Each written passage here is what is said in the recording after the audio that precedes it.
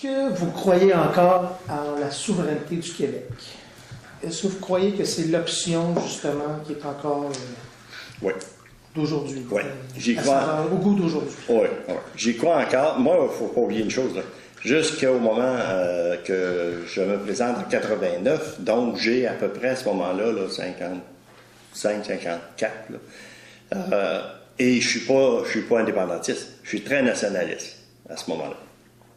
Mais depuis que j'ai entré là-dedans, là, c'est la politique intensive, là, Parlement, etc., j'ai été tellement à même de constater, de voir, et j'ai été en plus de ça, moi, comme député, très impliqué au niveau du Commonwealth, des visites à l'extérieur, que ce soit dans le Canada, que ce soit dans d'autres pays, etc.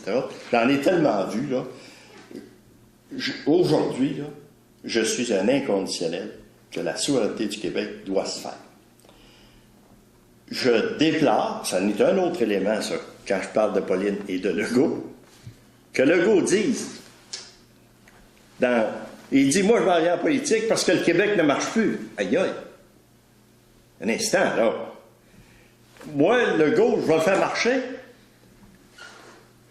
Il dit, il ne faut pas laisser à nos générations un Québec comme il est là.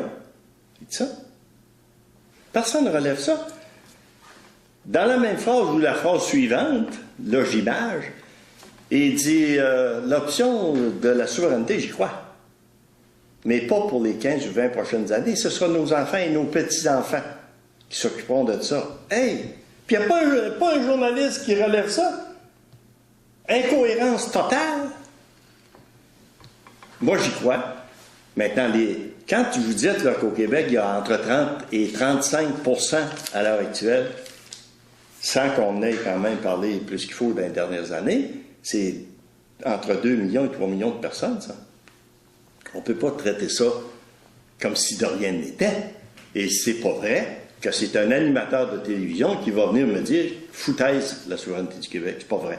On va l'expliquer de bord et d'autre, comme le fédéraliste fait. Puis, quand le peuple sera prêt, puis moi, là où j'ai accepté la souveraineté du Québec, c'est quand M. Parizeau m'a dit « M. Bertrand, lisez l'article 1 », puis mon frère Guy. Ils m'ont dit « lis l'article 1, puis si tu es à l'aise avec ça, dis-le ». L'article 1, il dit, à l'époque, je pense bien qu'aujourd'hui c'est pareil, simplement que quand le peuple le décidera. Pas le chef du Parti québécois, quand le peuple le décidera. Alors oui, je crois encore à l'indépendance du Québec.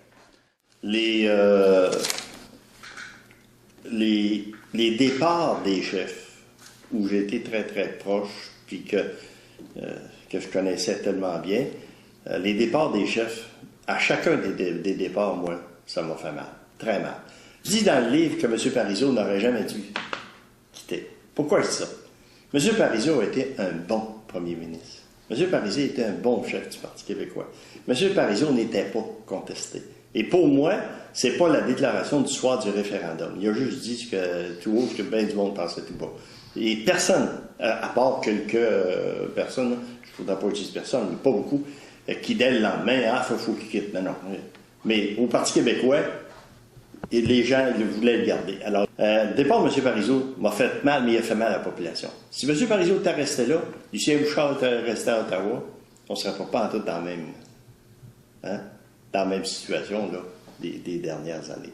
Le départ de M. Bouchard m'a fait très mal, ce qu'il a vécu sur le plan humain, parce que j'étais bien ami avec lui aussi.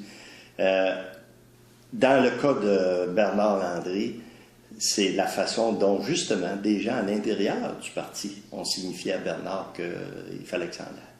Et moi, je suis un loyal, j'étais accroché à côté de Bernard, puis je ne le lâchais pas. Et après ça, le départ d'André Boisclair, la façon dont ce jeune-là, moi j'ai cru à un jeune, moi j'ai toujours cru la possibilité des jeunes, des femmes, etc. Et moi, j'appuyais André, parce que je l'avais vu faire, parce que je savais ses qualités, des choses que je ne savais pas, malheureusement, sur le plan personnel, mais il reste quand même la façon dont il a été traité à l'intérieur. J'ai vécu ça, moi, de façon terrible. Et je ne me gêne pas de dire que ce que vit Pauline par rapport à ces comparaisons-là, je peux le faire. Moi, je peux savoir c'est quoi qui se passe dans un caucus. Puis je peux vous dire que c'est pas drôle, je peux vous dire que c'est triste, puis je peux vous dire que c'est très, très, très difficile. D'abord et avant tout, évidemment, pour Pauline, mais aussi pour les députés qui sont fidèles et qui sont capables d'évaluer qu'ils sont en train de mettre tout ça en danger.